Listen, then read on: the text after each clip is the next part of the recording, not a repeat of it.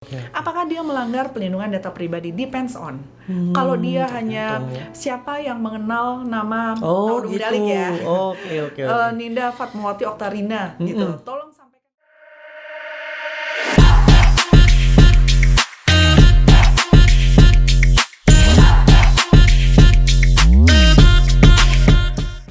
Si oknum pinjol ini menyebarkan terkait Data dengan kita dan kemudian dikasih narasi itu dia jatuhnya mungkin dia masuk pelindungan data pribadi, tapi lebih berat lagi itu adalah pencemaran nama baiknya gitu. Oke oke. Apakah dia melanggar pelindungan data pribadi? Depends on. Kalau dia hanya Tergantung ya. siapa yang mengenal nama Oh Audum gitu. Dalik ya, Oke oke oke. Ninda Fatmawati Oktarina gitu. Tolong sampaikan kepadanya. Itu nggak masuk. Oh pasti. nggak masuk ya? Oke. Nggak masuk.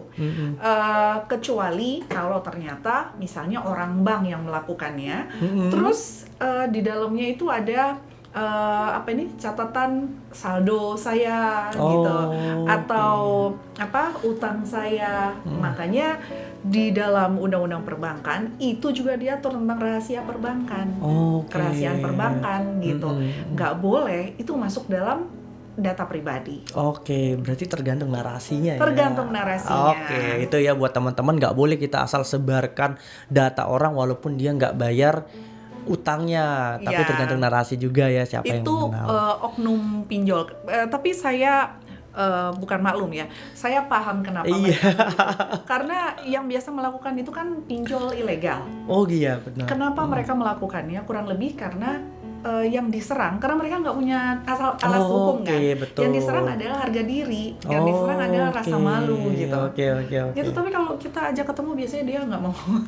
Biasanya dia langsung ngumpet kok. Iya. Wah hati-hati makanya ya Iya, pinjol-pinjol ilegal hati-hati. ini.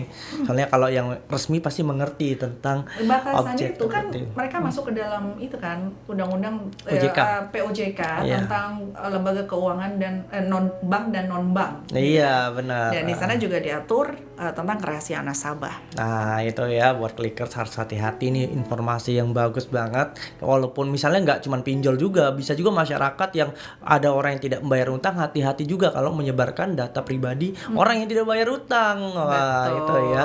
Oke, saya pengen juga tanya nih, debatable banget nih tentang masalah rahasia untuk kepentingan umum dan untuk publik. Yang dimaksud publik dan kepentingan umum itu gimana sih, data kita diungkapkan ke publik atau untuk kepentingan umum itu seperti apa, Bu Linda?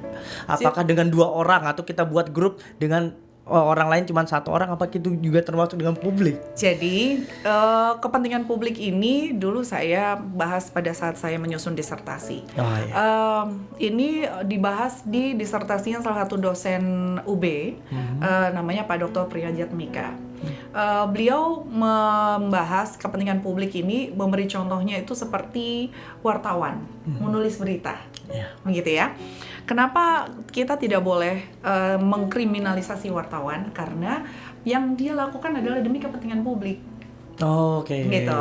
Kurang lebih itu. Jadi ketika misalnya ada seorang yang hendak maju menjadi calon gubernur, misalnya begitu, maka kan harus ditulis dengan jelas data-datanya, siapa, nama suaminya, nama istrinya, keluarganya, kemudian catatan kejahatannya, begitu ya, bahwa dia pernah mungkin sebelumnya pernah dipidana karena kasus korupsi dan lain sebagainya.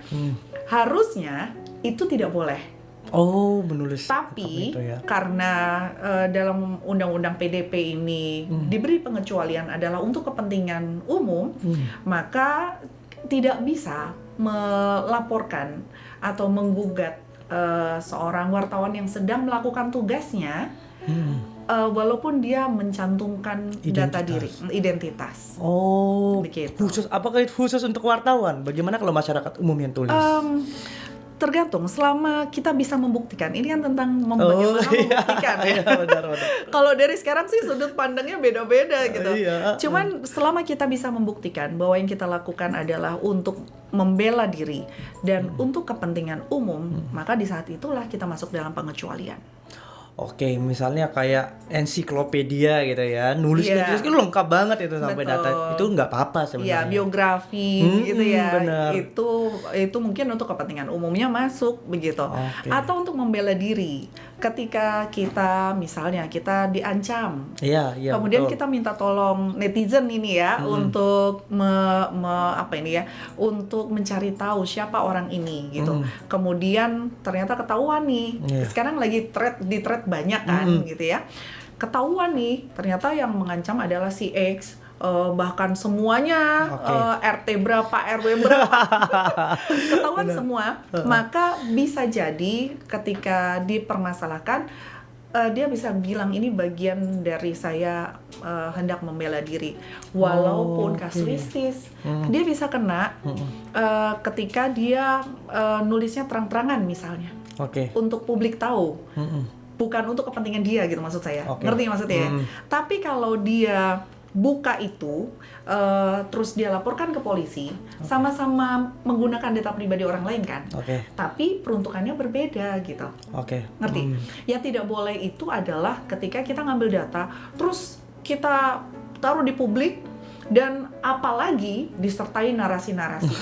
Contohnya adalah Oke. gini, kalau di media sosial tuh seringkali orang kalau lagi berantem, Bener. iya kan? Iya, iya. Salah satunya itu masukkan moto, Iya, mereka betul. mengambil gambar KTP kemudian dimasukkan. Iya, benar. Orang ini sudah gitu. Benar. Nah, itu melanggar, pasti melanggar. Melanggar ya. Gitu. Kita dilindungi dari situnya ya. Iya, Ari. karena nggak masuk syarat membela diri, nggak masuk syarat demi kepentingan umum, nggak masuk. Oh, justru itu menyerang ya kehormatan orang Iya, lain. betul. Selama menyerang jatuhnya bukan cuman melanggar PDP, tapi juga pencemaran nama baik, Oke. begitu, fitnah dan lain sebagainya. Oke, clickers, kalau ada pertanyaan boleh langsung ke ini kita ya, ke kolom komentar kita. Mungkin clickers ada yang mau cerita, ada yang pengalaman pribadinya berkaitan dengan data pribadi, bisa langsung ditanyakan atau menceritakan. Nanti kita bisa komentar juga ya. Oke, hari ini saya bersama Dr. Ninda Fatmawati Oktarina, Sarjana Hukum, Magister Kenotariatan. Nah, beliau juga ahli di bidang cyber dan beliau juga menjadi kaprodi kita yang baru di Fakultas Hukum. Kaprodi Magister Kenotariatan. Kalau ada clickers yang pengen kuliah MKN, Iya, nah, ditunggu. langsung hubungi beliau tuh, bisa langsung masuk, bukan langsung lulus ya. Iya, langsung nggak mungkin kalau langsung lulus. Ya, ada prosesnya dulu. Oke, ini menarik banget tentang data pribadi. Ada juga yang bertanya di Instagram. Saya menyampaikan hal tadi ada di komen juga di Instagram kita di Instagram FA. Fakultas Hukum ya. Fakultas Hukum dfa.narotama itu nyatain bagaimana kalau ada terjadi kebocoran data. Misalnya kita daftar Gojek. Nah, Gojek itu dia nggak tahu entah keamanannya bagaimana, terus bocor datanya. Yang bertanggung jawab itu bagaimana pertanggungjawabannya gitu loh Mas Bu Nina. Apakah kita akan menghukum orang yang di situ, apa justru kita menghukum Gojeknya, atau kita bagaimana data kita yang sudah sebar, apa kita mendapatkan kompensasi bahkan.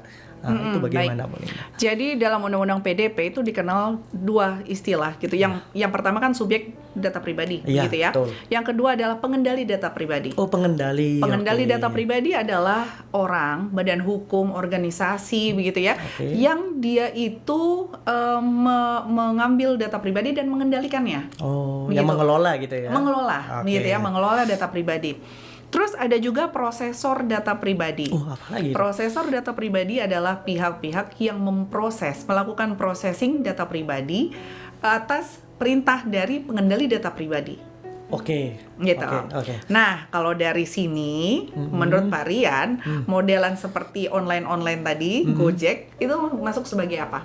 Kalau pengendali. That's it. Pengendali. Sehingga pengendali data pribadi, prosesor data pribadi itu sama-sama memiliki tanggung jawab terhadap data pribadi yang mereka kelola dan mereka kendalikan. Oke. Gitu, yang mereka proses dan mereka kendalikan. Pada saat misalnya terjadi data bocor, dilihat dulu bocornya di mana. Oh, oke. Kalau bocornya ada di pengendali, maka pengendali ini yang wajib untuk menambal kebocoran itu sampai dengan mengganti kerugian apabila terjadi kerugian yang bisa dikonversikan. Oh, oke. Begitu. Nggak bisa kita bilang oh data saya bocor. terus saya minta ganti rugi 3 miliar. Secara kita masih nggak ngapa-ngapain gitu, kita bukan siapa-siapa. Begitu ditanya apa kebocoran ini berakibat apa, mengakibatkan kerugian tidak buat kamu, ternyata tidak gitu. Ngerti maksudnya? Okay. Berarti harus timbul akibat dulu. Kalau mau pakai perdata kan. Gitu, iya, gitu. Anda sebagai dosen perdata, ya kan harus ada kerugian, ada perbuatan, ada pelaku, ada korban, gitu kan. Betul. Kalau dalam pidananya saja cukup dibuktikan bahwa terjadi kebocoran yang kebocoran itu berasal dari ketidakmampuan pengendali data pribadi dalam menyimpan data, itu kita sudah bisa kalau melaporkan. pidana ya perbuatannya cukup. Terus kalau yang prosesor data pribadi sebenarnya dia juga punya sanksi sendiri. Tapi kita kan nggak pernah tahu ya, misalnya kita bicara Gojek, kita nggak pernah tahu Gojek ini pakai in-house mereka atau gitu. mereka pakai jasa pihak ketiga. Kita nggak pernah tahu gitu. Ngerti maksudnya? Oke, yang kita pegang adalah pengendali. Nanti pengendali ini megang Oke, prosesornya gitu. Oke, saya paham. Berarti prosesor ini adalah pihak ketiga dari pengendali. Betul, orang yang memproses gitu. Kalau memang dia pakai pihak ketiga. Ngerti maksudnya? Kadang-kadang ada perusahaan yang saking canggihnya dia kuasain semua itu dari hulu sampai hilir yang terkait hal-hal yang berbau internet gitu. Dia kuasai semua. Bukan nggak mungkin gitu. Iya. Pihak ketiga ya, saya baru betul. prosesor ini ya. Oke, berarti sebenarnya kita bisa dilindungi dari berbagai macam ini ya, aturan ya. Aturan ini menurut saya pribadi ya, Undang-Undang Pelindungan Data Pribadi ini sudah sangat saya kalau bilang sangat kayaknya terlalu gimana ya, takutnya dikira buzzer. Gitu ya. Buzzernya DPR. Tapi menurut saya dia sudah bagus gitu, sudah detail dalam menyusunnya. Kenapa? Karena banyak hal yang kita bahkan tidak pikirkan kan gitu. Tapi dimasukkan ke dalamnya gitu. Iya. Kan sempat beberapa tahun lalu bahkan Dukcapilnya sendiri yang terjadi kebocoran. Wah. Tapi sejauh ini Bu Ninda mengamati tentang PDP, sudah ada nggak sih yang dihukum untuk terjadinya kasus PDP ini? Kalau di Indonesia sepertinya belum ya. Tapi ini kan undang-undang ini sebenarnya hasil dari banyak kasus terjadi. Salah satunya di Uni Eropa. Terus Facebook kan kemarin sempat apa gate gitu namanya, saya lupa. Itu kan juga sempat bermasalah sangat serius sehingga dia mendapatkan sanksi yang luar biasa besar gitu. Jadi data pribadi ini adalah sesuatu hot issue gitu ya. Karena ternyata kecanggihan teknologi itu kemarin tidak berbanding lurus sama perlindungan orang-orang yang ada di dalamnya gitu. Terus satu lagi, kalau di kita nih masalahnya, kita menganggap nama dan alamat itu nggak penting. Gitu kan. Sehingga kalau kita main Facebook misalnya, ketika si Mark Zuckerberg ini dicecer gitu ya, disalahkan atas kebocoran data berapa ratus juta pengguna Facebook di seluruh dunia gitu ya. Di Amerika sendiri itu menjadi hot issue. Karena itulah si Mark Zuckerberg disidang oleh seperti DPD-nya sana gitu ya. Disidang. Kemudian ditanya, yang saya ingat itu begini, ditanya, Mark, Anda tidur di mana malam ini? Kan dia tinggalnya bukan di sana lagi kan? Terus si Marknya diam. Ditanya lagi, Anda tidur di mana malam ini? Si Marknya masih tidak menjawab. Terakhir, begitu sekian lama Marknya tidak berani menjawab, ya bulat aja dia nggak mau bilang. Akhirnya dia bilang apa? Kamu tuh ya, pakai bahasa kita nih ya. Kamu itu menyebutkan hotel tempat kamu menginap saja kamu tidak mau. Kenapa kamu pengen tahu anggotamu, penggunamu yang sekian banyak itu sedang ada di mana gitu kan, aneh ya kan. Jadi si ownernya sendiri itu bahkan tidak mau membuka datanya, tapi dia minta data sekian banyaknya. Ternyata ketahuan kan, data itu diserahkan kepada pihak ketiga. Nah, ini awalnya nih. Begitu diserahkan ke pihak ketiga, banyak terjadi kebocoran. Ternyata dibuat itu kan, salah satunya dibuat propaganda, bukan propaganda, buat apa sih namanya kalau capres itu apa namanya? Campaign. Oh, campaign. Buat campaign by Iya. sosmed yang pertama kali Trump itu Betul. sampai Trump menang luar biasa gitu kan. Nah, dari situ baru kemudian orang-orang banyak muncul aturan-aturan Oke, gitu. Salah betul. satunya di Uni Eropa dan satu lagi akhirnya 2022 di Indonesia. Ya, sekarang tuh Gitu, cover Pak, buzzer-buzzer juga ya sebenarnya. Oh, Oke. bener. Ini ada pertanyaan Bu Ninda dari Dalam. TikTok kita. Apakah foto wajah itu termasuk data pribadi? Jika diedit-edit menggunakan AI, apa termasuk pelanggar? Nah, benar ini. Bagaimana yang itu terjadi? Ini pernah mahasiswa bimbingan saya menulisnya di dalam tesis atau skripsi, saya lupa ya, tentang apakah wajah itu masuk ke dalam ranah data pribadi. Tapi kalau kita mau polos-polosan nih, Iya.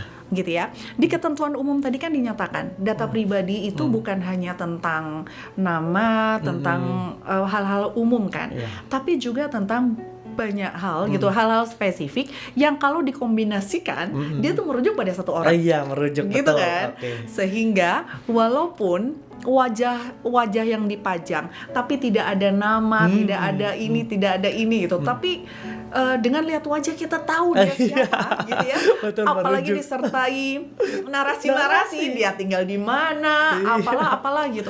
Menurut saya dia bisa kena. Oke, pada prinsipnya pada PDP ini merujuk pada satu orang yang kita Betul. ketahui bahwa memang itu orangnya. Betul, walaupun datanya nggak ini. Sama seperti misalnya saya sebel sama Pak Rian.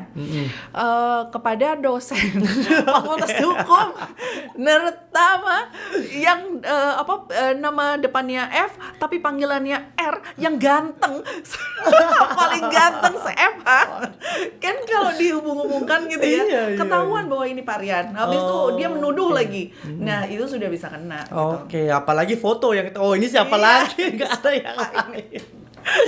Iya, berarti bisa Gitu. kena. Apalagi menggunakan AI. Nah, bagaimana kalau AI yang ngedit foto kita itu? Jadi AI ini masih kalau buat kita di akademisi ya, AI itu masih menjadi topik yang menarik Iya, untuk betul. dibahas karena kita belum punya regulasinya Betul. secara langsung gitu. Kita sejauh ini cuman bisa kalau orang Prancis bilang itu gotak gatuk lah. Oke. Gitu ya, nyambungin gitu. Jadi misalnya kalau kita nggak berkenan, misalnya wajah kita diedit dikasih hidung monyet, nah kita Betul, bisa masukkan betul. penghinaan gitu. Ya, oke, Jadi kita cuman bisa masukkan aja gitu Oke. ke aturan-aturan yang ada. Berarti kita hanya bisa menghubungkan secara sistematis aja. Betul. Nggak secara langsung menyalahkan. Nanti ya bagaimana besok yang kita salahkan AI-nya atau orangnya yang Jangan ngedit lupa, itu? AI itu kan punya perusahaan, punya badan hukum itu atau maksud punya saya. orang gitu kan. Makanya nanti ya sama kayak Gojek tadi. Iya, betul. Kalau seandainya terjadi kebocoran atau hal-hal yang tidak kita suka gitu ya, atau menyerang kehormatan dan lain-lain, itu kita bisa arahkan ke badan hukum atau orang di balik AI tersebut. Tapi gitu ya, seringkali masalahnya adalah di media sosial itu suka ada disclaimer bahwa apa yang ada di dalam itu bukan tanggung jawab gitu kan.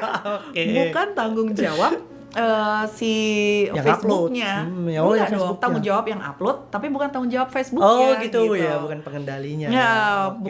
bukan tanggung jawab pengendalinya gitu. Makanya kita dikasih opsi report, blog gitu. Gitu ya. Oke, berarti sebenarnya begini Bu Ninda. Kita sudah mengupload sesuatu. Nah, misalnya data itu misalnya saya menggunakan Gojek. Nah, saya udah berhenti pakai Gojek. Nah, data saya itu kan masih itu di Ya. Gojek. Boleh nggak sih kita minta hapus? Oh, Ah, jangan itu lupa. gimana? Kita punya right to be forgotten. Oke. Hak untuk dilupakan. Oh, punya hak Jadi selama kita keberatan, misalnya nih ya, kita keberatan data-data kita ada atau mungkin ada rekam jejak yang negatif Oh, gitu iya. ya. Apakah bisa? Pada dasarnya kalau dalam Undang-Undang ITE setiap provider provider ya yang menyediakan mau aplikasi kayak Oh, mau oke. semuanya gitu, dia adalah mereka adalah ketika mereka membangun satu sistem, mereka juga harus menyertakan sistem erase.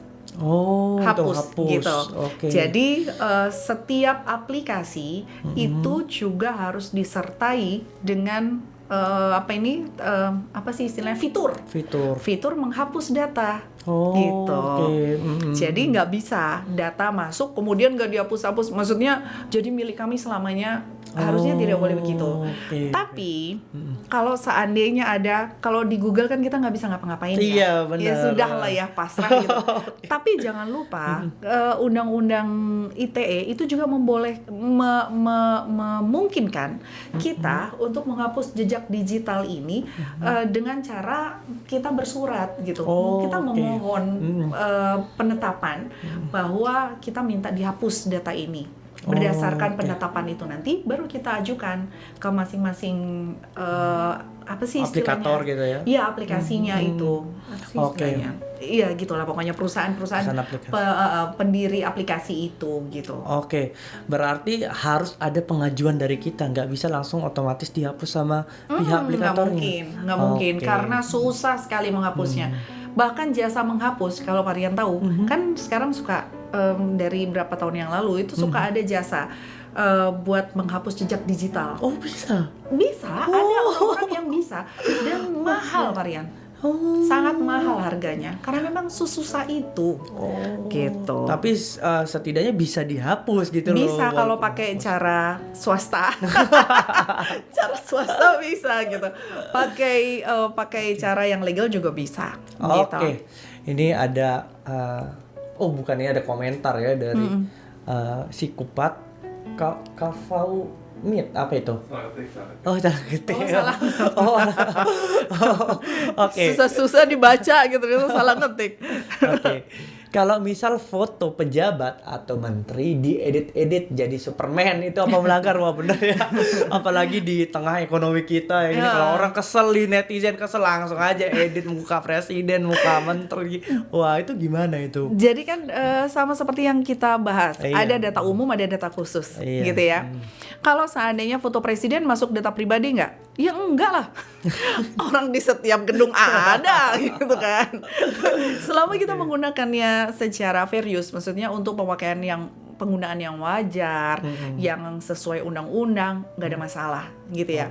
Tapi kalau seandainya dikasih wajah gimana? Kan kita sudah punya KUHP baru yang mengatur tentang penghinaan terhadap kepala negara, Oke, gitu ya. oke. Terus bagaimana dengan pejabat? Ya dia nggak masuk dalam KUHP, tapi kan dia juga manusia. Oh, Dia juga warga jadi negara subjeknya. gitu. Iya. Kecuali kalau dibuat tambah cakep seperti Mas Oh. Bahlil gitu ya.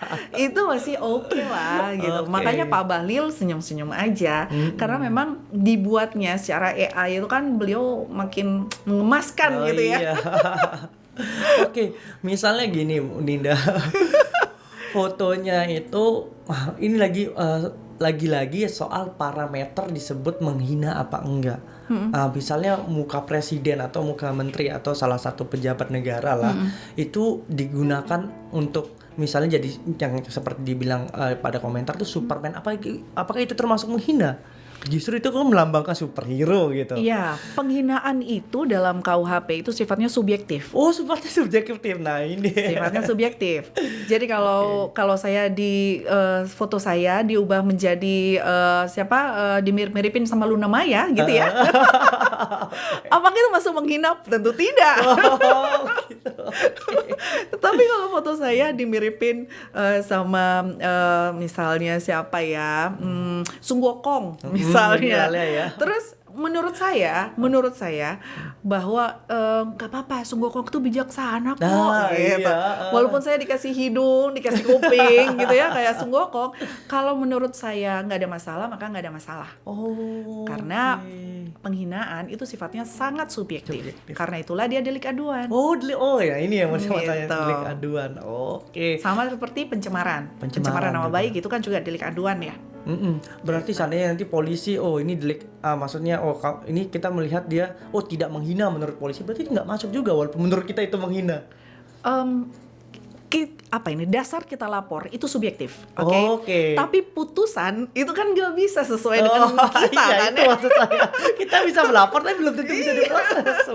ya, pasti diterima gitu Iya. laporannya. Tapi kan untuk diteruskan butuh banyak sekali alat bukti Iya, gitu kan. benar. Minimal 2 gitu kan alat Iya. buktinya.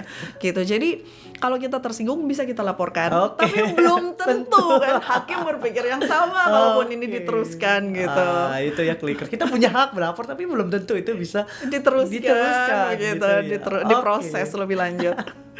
Oke Bu Ninda, wah karena kita udah di ujung aja nggak berasa ya kalau kita ngobrol soal hukum apalagi tentang cyber ya. Nggak ada habisnya. Oke Bu Bener. Ninda, ini gimana closing statement Bu Ninda untuk tema kita hari ini? Jadi sebagaimana yang saya sampaikan tadi, kelemahan orang kita, apalagi pengguna media sosial yang siapapun bisa menggunakan. Begitu ada keluar aturan Komdigi kan di atas iya. 17 tahun ya. Artinya tapi kan tidak ada Konsekuensi. segmen target tertentu gitu ya. Maksudnya hanya yang ekonomi A dan B saja yang boleh, enggak kan Oh, gitu. iya. Selama dia di atas 17 tahun, maka boleh main media sosial gitu kan. Betul. Nah, pesan saya adalah jangan berpikir bahwa yang penting ini cuma nama, ini cuma alamat, ini cuma ini. Terakhirnya aku bukan siapa-siapa. Gitu ya. Jadi nggak apa-apa lah dataku dipakai-pakai. Jangan lupa guys. Jangan lupa ya. Orang-orang perusahaan-perusahaan besar saat ini di seluruh dunia adalah orang-orang yang bermain di data. Oke. Mau Facebook bermainnya di data. Betul. Tidak, Facebook doesn't even care kita itu sedang sakit kek, kita sedang lemes kek, kita sedang sedih, sedang emosi, dia nggak peduli. Yang dia pedulikan adalah data kita. Data kita. Makanya di situ jelaskan makanan kesukaannya apa, Iya, kemudian benar. apa itu nanti kalau belajar dari yang terjadi di Facebook di apa Gate itu saya lupa. Jadi misalnya Pak Rian bilang hari ini makan gado-gado, besok posting makan gado-gado lagi, hari ke-5 makan gado-gado lagi. Saya pun begitu misalnya, maka kita akan masuk dalam kategori penikmat gado-gado. Oh gitu, dikelompokkan ya. Iya, dikelompokkan. Orang Surabaya kerja di Narotama, penggemar bakso, penggemar gado-gado itu ada kita gitu. Iya, benar. Nah dari data itu ketika dikumpulkan itu bisa dijual Pak Rian. I Jadi see, misalnya betul. suatu saat nanti ada orang mau jual gado-gado nih, Iya. dia mau pasang ini kan ads di Facebook. Iya. Nah, iya. Facebook kan suka menawarkan tuh. Bener. Ya kan? Siapapun, nggak cuman Facebook sih. Kan suka ditawarkan segmen targetnya siapa? Apakah di Surabaya atau di luar Surabaya? Iya. Umurnya berapa? Pekerjaannya apa, kan detail kan? Oke. Nah, itu tujuannya. Jadi do not ever say, saya bukan siapa-siapa. Ya terserah aja dia pakai data saya. Nggak ada. Nggak. Data itu adalah aset kita, kekayaan kita. Dari kebiasaan itu kita bisa dijadikan pasar untuk Betul. toko-toko yang Makanya, jual di situ. makanya dikasih tahu jangan oversharing. Betul lah. Karena saya begitu, sepakat. kita oversharing, ada orang-orang yang bahagia karena dia ngumpulkan data kita, gitu. Jadi hati-hati. Karena itulah kalau kita ingin sesuatu misalnya, kita kepikiran sesuatu, suka ngerasa aneh nggak? Tiba-tiba muncul di Instagram, iya, benar. ditawarin kan, gitu. Baru ada di kepala loh. Bisa Baru kita nulis, misalnya kita nulis di Google gado-gado enak, tiba-tiba muncul iklan gado-gado di Surabaya. Ingatlah guys, semua yang ada di kita gitu itu adalah kekayaan, data yang berharga untuk mereka. Jadi jangan biarkan kekayaan Anda berpindah ke orang secara cuma-cuma gitu lah. Oke, terima kasih Bu Nina. Ini kita sudah kelewat ya Bu Nina. Oke, untuk jangan lupa untuk follow TikTok klik FMSBY dan TikTok FH Narotama dan Instagram FH Narotama. Dan terima kasih Bu Dr. Ninda sudah menyempatkan Sama-sama, hadir Pak Rian. di tengah kesibukannya. Terima kasih Mbak Rizda, terima kasih Ko Patria. Sekian dari saya. Wassalamualaikum warahmatullahi wabarakatuh.